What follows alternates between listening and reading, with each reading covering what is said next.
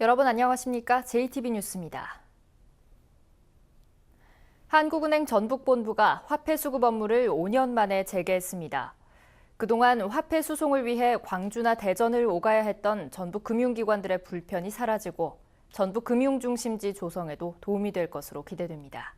보도에 송창용 기자입니다. 동전과 지폐를 현금 수송 차량에 옮기고 있습니다. 수협은행 전주지점에서 요청한 40억 원입니다. 전북은행에서 요청한 394억 원도 대기 중입니다.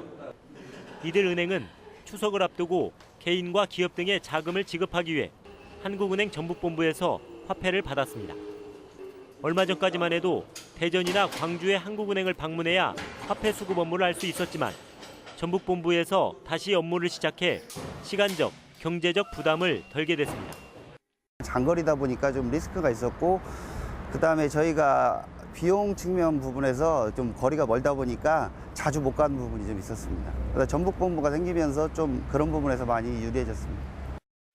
한국은행 전북본부에서 화폐 수급 업무를 맡지 못하게 된 것은 지난 2012년입니다. 당시 정부의 공기업 선진화 방침에 따라 업무가 광주와 대전의 한국은행으로 통폐합됐습니다.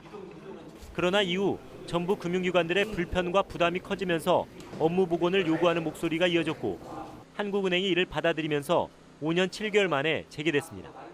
화폐 수급 업무가 재개되면서 그 새로운 팀이 하나가 신설이 됐습니다. 그리고 그에 따라서 인원도 한 10명 정도가 충원이 됐고요. 화폐 수급 업무 재개는 전북 혁신도시를 중심으로 추진하고 있는 금융중심지 조성에도 긍정적인 영향을 미칠 것으로 기대됩니다. 전라북도는 한국은행의 업무 복원이 그동안 재창해온 전북목 찾기의 성과라고 보고 다른 공공기관 지역본부 유치에도 적극 나서기로 했습니다. JTB 뉴스 송창용입니다. 해마다 되풀이되는 쌀값 폭락 문제에 대한 대책으로 정부가 내년부터 논에 쌀 대신 다른 작물을 심는 생산 조정제를 시행하기로 했습니다.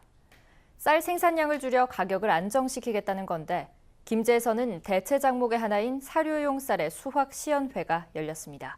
이승환 기자입니다. 국내 대표적인 곡창지대 가운데 하나인 김제들녘에서 쌀 수확 작업이 한창입니다. 일반 벼보다 키가 훨씬 크고 곧게 자란 이 품종은 밥쌀용이 아닌 사료용입니다. 공급 과잉으로 쌀값이 20년 전 수준으로 폭락하면서 쌀 대신 다른 작목을 권장하는 생산 조정제가 추진되자 농협이 한 발 앞서 사료용 쌀을 시험 재배했습니다. 이 품종을 사료용으로 재배를 함으로써 생산 조정의 효과가 뚜렷하게 나타날 수 있는 대안으로서 활용할 수 있겠다. 대체 작목에는 콩과 옥수수도 있지만 사료용 쌀은 논의 기능과 상태를 그대로 유지할 수 있다는 게 장점입니다. 수입에 의존하는 조사료를 대체할 수 있고 육질까지 향상돼 축산 농가의 입장에서도 매력적입니다. 이 종체배를 생산함으로 인해 가지고 쌀 농가들에게는 수급을 조절할 수 있고 축산 농가에게는 양질의 조사료를 공급을 해서 쌀값 폭락으로 정부의 변동직불금 지급액이 2015년 7,200억 원에서 지난해 1조 4,900억 원으로 갑절이나 늘어난 상황. 정부는 보조금으로 타작목 전환을 유도하면 쌀 수급이 안정돼 재정 부담이 크게 줄 것으로 보고 오는 11월 생산조정제 시행 방안을 확정할 예정입니다. 공급 과잉에 따른 쌀값 폭락이 농민은 물론 정부 재정에도 큰 부담이 되고 있는 가운데 생산량을 구조적으로 줄이기 위한 고민이 이어지고 있습니다. JTB 뉴스 이승환입니다. 한 봉사단체 이사장이 주식 투자로 돈을 불려주겠다며 회원들로부터 수십억 원의 투자금을 유치했습니다. 하지만 돈을 모두 날리고 투자자들의 독촉에 시달리던 끝에 결국 극단적인 선택을 했습니다. 주혜인 기자입니다. 전주의 한 봉사단체 사무실입니다. 이 단체의 이사장 A씨가 이곳에서 목을 매 숨진 채 발견됐습니다. 사무실에서 그 회원으로 있는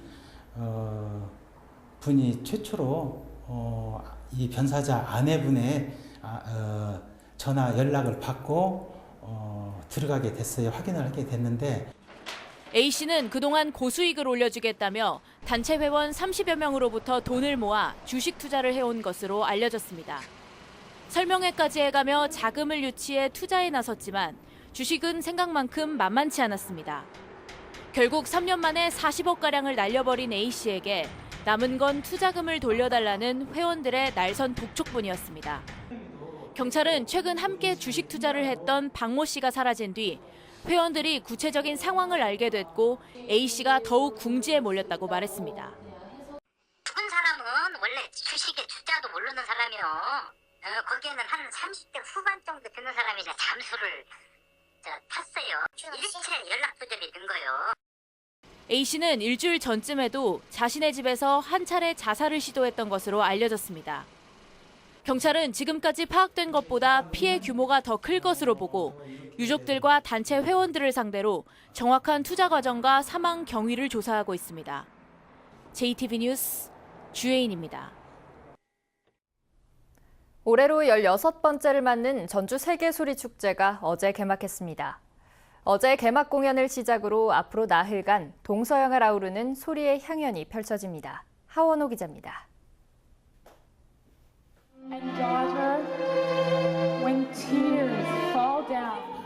캐나다에서 온 소프라노 하이드가 애절한 목소리로 심청가의 한 대목을 부릅니다. 젊은 소리꾼 유태평양은 프랑스의 거리악단과 신명나는 무대를 꾸미고 박예리는 예닥기로 연주하는 그리스 연주팀의 반주에 맞춰 춘향가를 뽑아냅니다. 동양과 서양, 오래된 것과 새로운 것이 경계를 허물고 자연스럽게 하나가 됩니다. 많은 분들에게 사랑받고 있는 대중가수 분들부터 세계 훌륭한 연주자들까지 함께 이 음악을 연주할 수 있고 노래할 수 있고 함께 부를 수 있어서 저에게는 굉장히 의미 있고 뜻깊은 무대가 될 것 같습니다. 우리 소리의 정수를 만날 수 있는 판소리 5바탕은 대형 스크린에 작가들의 그림을 비춰 시각 예술과 소리 예술의 만남을 시도합니다. 한국 소리문화전당 뒤편의 편백나무 숲에서도 색다른 무대가 마련됩니다. 제3세계 연주가부터 국내 최고 연주가들이 모두 모여있습니다. 5일간 진행되는 저희 전주 세계 소리축제는 어떤 날 하루만을 택하셔서 오셔서도 드실 것과 볼거리, 들을 거리 이런 다양한 프로그램이 넘쳐나는 폐막 공연은 개그맨 정종철 등이 출연해 이색적이면서도 흥겨운 무대를 선보일 예정입니다. 남녀노소를 가리지 않고 모든 사람들이 어깨춤을 이렇게 들썩들썩 거릴 수 있는 그런 공연이 처음부터 끝까지 이루어지지 않을까라는 그런 생각도 들고요. 소리의 고장 전주에서 열리는 세계 음악인들의 축제는 오는 24일까지 이어집니다. JTB 뉴스 하원호입니다. 드넓은 가을 들녘에서 김제 지평선 축제도 막을 올렸습니다. 국내 첫 5년 연속 대표 축제로 역시 24일까지 손님들을 맞이하는데요. 내일부터는 장수와 완주에서도 가을 축제가 잇따를 예정입니다. 정원익 기자입니다. 오색 풍선과 수십 개의 연들이 높은 가을 하늘을 수놓았습니다. 황금빛으로 물든 들녘에는 꼬마 손님들이 몰려들었습니다. 잽싸게 튀어오르는 메뚜기를 쫓느라 시간 가는 줄 모릅니다. 친구들이랑 쿠키도 만들고 비행기도 만들고 그 메뚜기도 잡으니까 신나고 재미있었어요. 남녀가 편을 나눠 풍년을 기원하는 입석 줄다리기도 빼놓을 수 없습니다. 설화인 단연왕자 이야기를 담은 쌍용놀이 역시 눈과 귀를 사로잡습니다. 10년 전하고는 완전 게임이 안 될 정도로 여러 가지 형태로 진행을 하니까 저도 오늘 구경 잘 왔다는 생각도 했지만은 앞으로도 더 오고 싶은. 올해 축제는 5개 분야에서 모두 55개의 프로그램을 선보일 예정입니다. 가장 한국적인 것이 가장 세계적이다. 이런 컨텐츠를 가지고서 우리 농경문화의 진수를 모으고 또 지역의 특성을 모아서 지평선 축제가 가을 축제의 서막을 알린 가운데 장수와 완주에서도 이번 주부터 축제가 시작됩니다. 장수에서는 한우로 건네는 사랑, 사과로 전하는 향기라는 주제로 제11회 한우랑 사과랑 축제가 열립니다. 완주에서는 야생과 추억을 통한 건강 먹거리를 지향하는 제7회 와일드푸드 축제가 시작될 예정입니다. 추석을 앞두고 이어지는 풍성한 가을 축제가 관광객들의 발길을 유혹하고 있습니다. JTB 뉴스 정원익입니다. 추석을 앞두고 남원시가 많은 사람이 이용하는 시설에 대해 안전점검을 실시하기로 했습니다. 완주군은 어린이 교통사고를 예방하기 위해 옐로 카펫 설치를 시작했습니다. 보도에 오정현 기자입니다. 남원시가 추석을 앞두고 전통시장과 대형마트, 버스터미널 등 많은 사람이 이용하는 시설을 대상으로 안전점검을 실시하기로 했습니다. 남원시는 특히 방화시설과 비상상황 때 이용객 행동 요령이 제대로 갖춰져 있는지 집중 살피기로 했습니다. 이번 점검 시 지적사항에 대해서는 현장에서 즉시 시정하여 추석 연휴가 시작되기 전까지 안전점검을 완료토록 하겠습니다. 무주군이 홀로 사는 노인과 장애인 등 취약계층을 위해 이동 빨래방차를 마련했습니다. 이동 빨래방차는 무주 평촌마을을 시작으로 올해 6개 읍면 35개 마을을 돌며 운행합니다.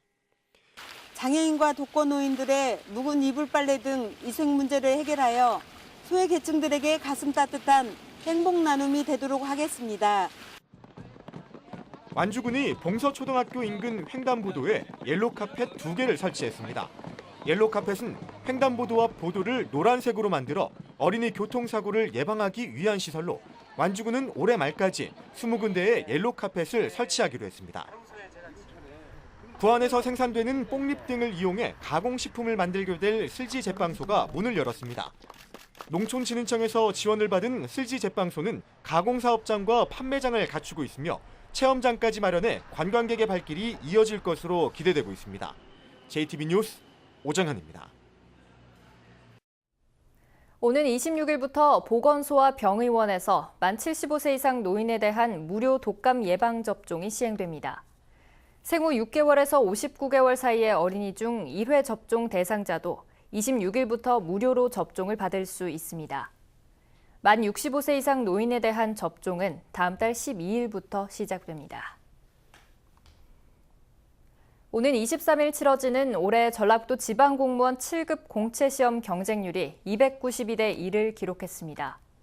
행정안전부에 따르면 3명을 선발하는 이번 시험에 878명이 몰려 경쟁률이 292.7대 1을 기록했습니다.